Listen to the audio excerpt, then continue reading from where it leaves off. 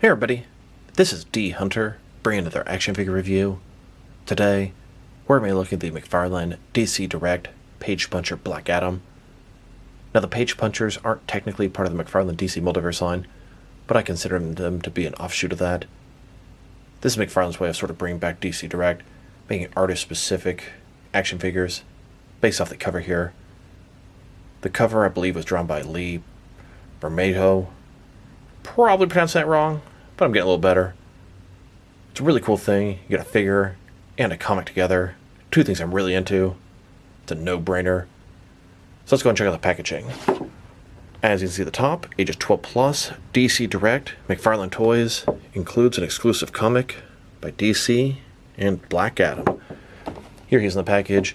We have Black Adam. He has two lightning energy effects that appear to be the same from the Black Adam movie figure, which also appear to be the same from the McFarlane Mortal Kombat 11 Raiden. One side of the package, Black Adam with a Black Adam comic. Other side, Page Punchers. At the bottom, got a bunch of credits, and there is a barcode, in case that helps anybody. And on the back side, here's Black Adam, and here's the comic. So no further ado, let's open them up. Here's the entire first wave of the McFarlane Page Punchers. Batman, Constantine, Superman, and Black Adam. I've seen some rumors of what's coming up next. Can't wait to actually see him in person, though. Seems to be a pretty cool line. Exclusive comic, some badass figures, 2 thumbs up. Alright, now they got this figure out of the package. Here he is with all his accessories laid out.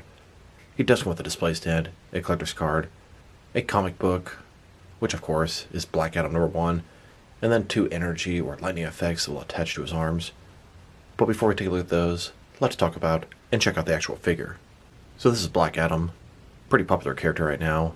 He's got his own movie coming out, being played by Dwayne Johnson, but this version is from the comics. Typically Black Adam is a villain, but in this issue, he seems to be more of a hero. He's helping Superman and Batman defend the Hall of Justice. I personally prefer my Black Adam to be a villain, but he's cool either way. And there's no reason you can't use this action figure for whatever you want to use him for.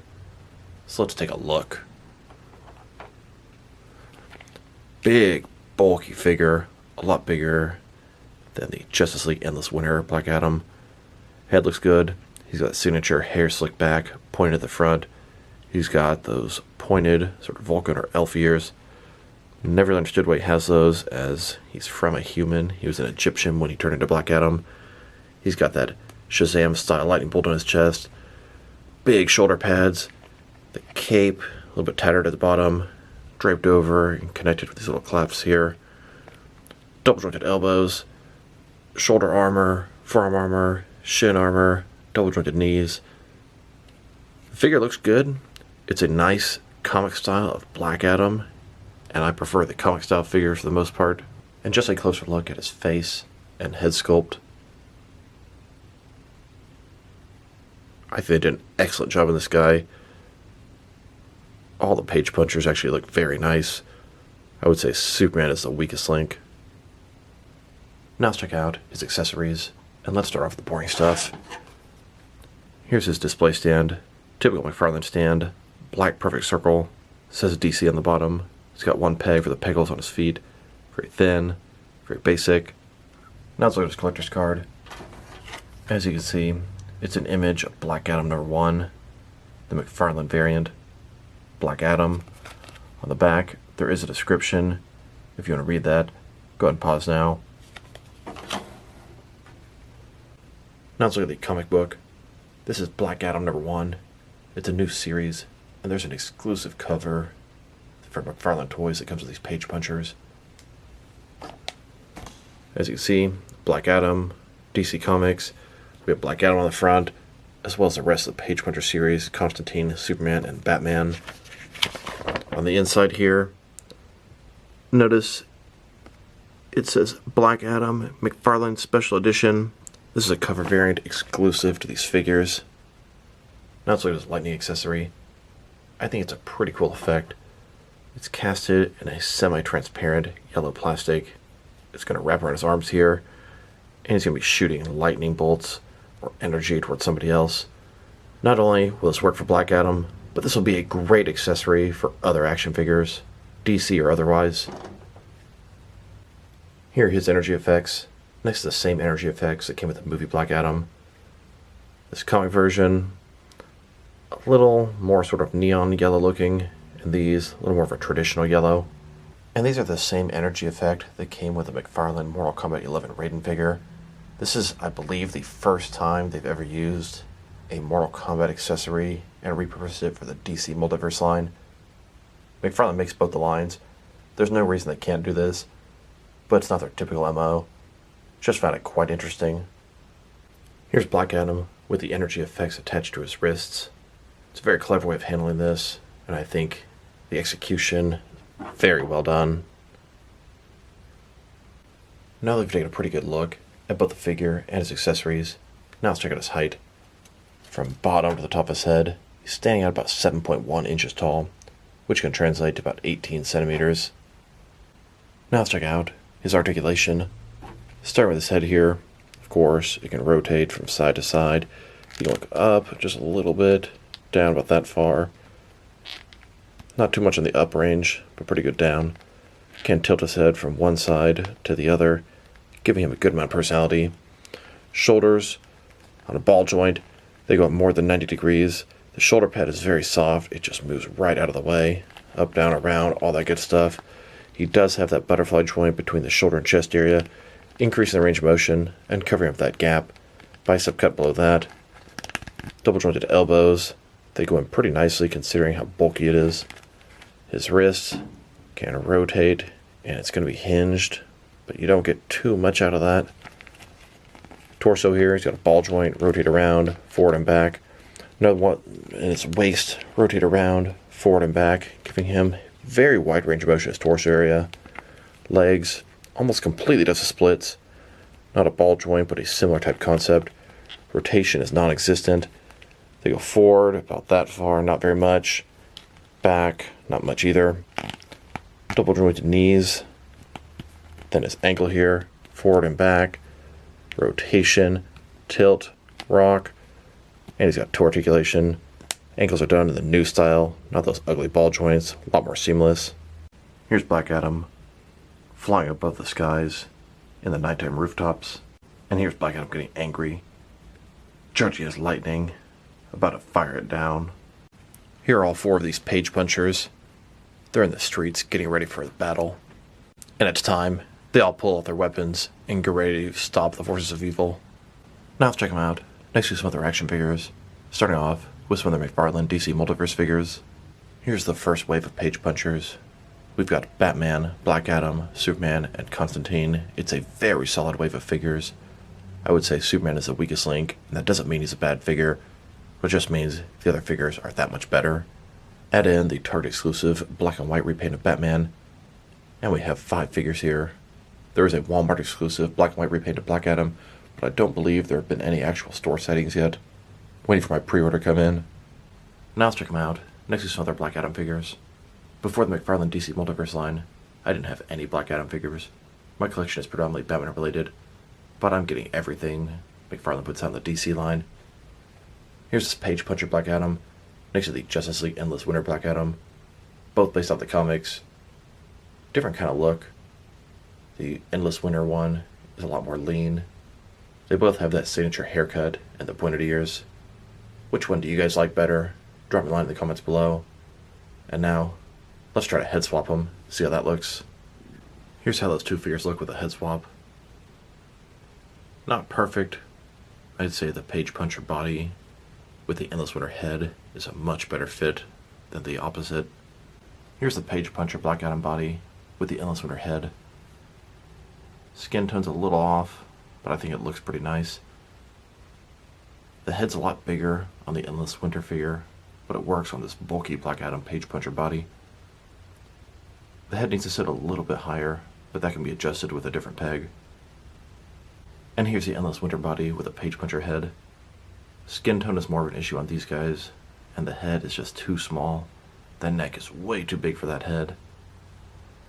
I have seen some people online keep bashing these two figures together, taking the cape off the page puncher and putting it on the Endless Winter. or possibly just swapping out a whole bunch of parts to make your perfect Ultimate Black Adam. That is one cool thing about the McFarlane toys. They're really easy to take apart, kit bash, and customize. Here's the Page Puncher Black Adam, next to 2 versions of the movie Black Adam. Here are all 4 of McFarlane's DC Multiverse Black Adam figures. I'm aware of the next 2 coming out. The next is going to be the black and white version of the Page Puncher Black Adam, and then there's another version of the movie Black Adam that comes with a throne.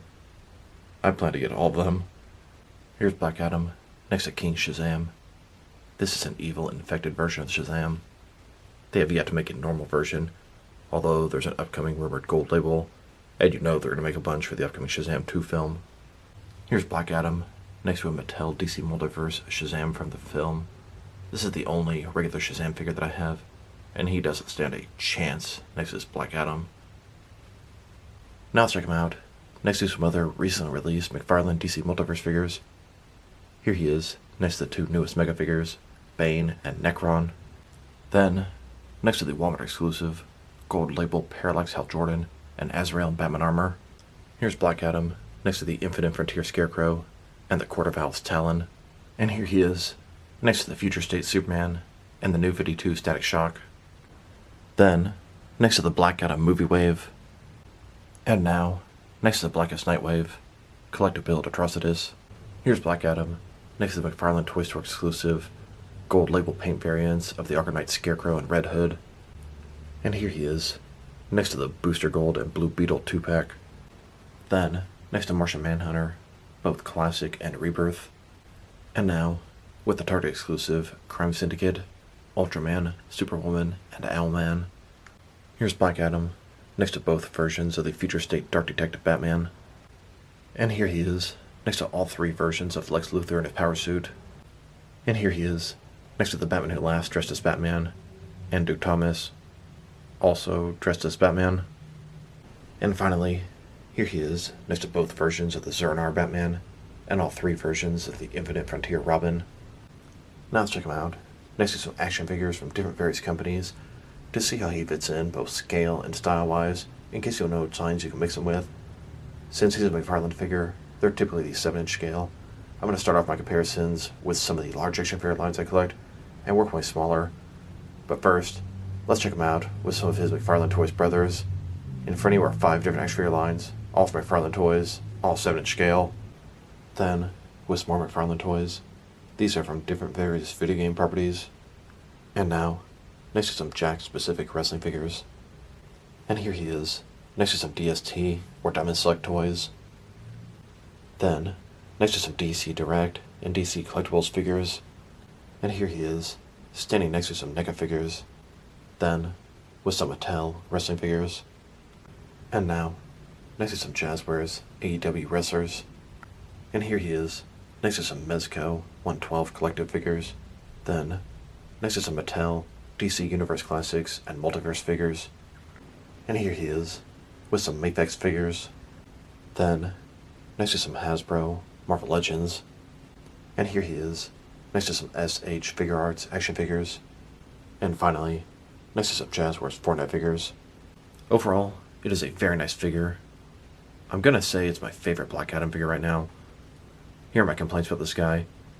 Head's a little too small. Just the body is huge and bulky. I think the head could be just a tad bigger and it would look better. Also his feet, having a little bit of trouble with him standing up easily. It's like the areas on his ankle joints where it sort of sets into place are just not even with his feet being flat. I mean, maybe I'll stand him, but it's just kind of a pain in the ass. Beyond that, the figure is pretty cool. A comic accurate Black Adam. What more can we ask for? Now we have 2 pretty different versions. We have the one with no cape, a little leaner. Then we have this bulky armored one with a cape. And then of course we'll also have the movie version. If I were to rate this guy, I'm going to give him a 7.5 out of 10. Enjoying him quite a bit. For me, he's going to be a villain in my action figure world. So this is D Hunter. Thank you guys for watching this video. If you liked the video, press like below. If you have anything you want to say with the video, add to the comment section. If you want to see additional action figure reviews from me, press subscribe. I do appreciate when you do that. Once again, this is D Hunter, Thank you guys for watching this video, and I will talk to you guys real soon.